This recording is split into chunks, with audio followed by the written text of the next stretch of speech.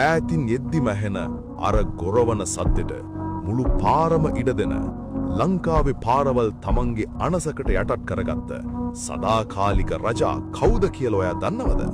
දශක ගාණක් තිස්සේ මුළු ලංකාවම තමන්ගේ පිට උඩ තියාගෙන අදින අසම සම යකඩ මෘගයා. මේ තමයි අපේ පාරවල් වල undisputed king ලංකා ඇෂෝක් ලේලන්ඩ්. මේ යන්ත්‍රය කොහෙන්ද ආවේ? ඇයි මේකට ලංකා ඇෂෝක් ලේලන්ඩ් කියන්නේ? මේක නිකම්ම ඉන්දියාවෙන් ගෙනාපු බස් එකක් නෙවෙයි.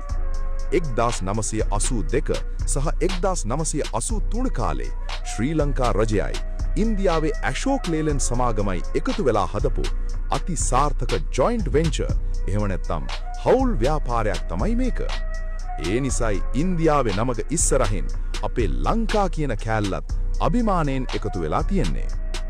ඉන්දියාවේ මේකේ චැසිය ගෙනාවට අදටත් මේ වගේ බොඩි ගහන්නේ සහ එකලස් කරන්නේ අපේම රටේ පනාගොඩ තියෙන දැවැන්ත කර්මාන්ත ශාලාවේ.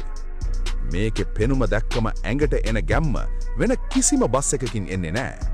අර ඉස්සරහ තියෙන දැවැන්ත මුහුණ, දිග හැඩය සහ CTB බස්වල තියෙන අර රතු පාට බොඩි එක දැක්කම පාරේ යන අනිත් වාහන ඉබේම අයින් වෙනවා. ඒ විතරක් නෙවෙයි, මේකේ තියෙන එයා බ්‍රේක් ගහද්දි එන අර පූස් ගාන සද්දෙයි, කන්දක් අදිද්දි එන ඩබල් ක්ලච් සද්දෙයි ලංකාවේ කොල්ලන්ගේ ඇඟේ ලේ රත් කරනවා. මේ යකඩ යක්ෂයාගේ හදවත මොකද්ද? මේකේ ප්‍රධානම සහ භයානකම මොඩල් එක තමයි වයිකින්. මේකට දීලා තියෙන්නේ අති ප්‍රබල H series 6 සිලින්ඩර් ඩීසල් එන්ජිමක්. අශ්ව බල 160 ඉඳන් 200ටත් වඩා වැඩි බලයක් එක්ක 700 නිව්ටන් මීටර් වලටත් වඩා වැඩි අමු ටෝක් එකක් මේකට තියෙනවා. ඒ නිසායි නුවරඑළියේ කඳුවල හිරින්ගල් වංගුවල ලෝඩ් එකත් ගහගෙන මේ යකා කිසිම ගේමක් නැතුව අදින්නේ. මීට අමතරව ලින්ක්ස් සහ චීටා වගේ වෙනත් සුපිරි මොඩල්සුත් මෙයාලා පාරට දාලා තියෙනවා.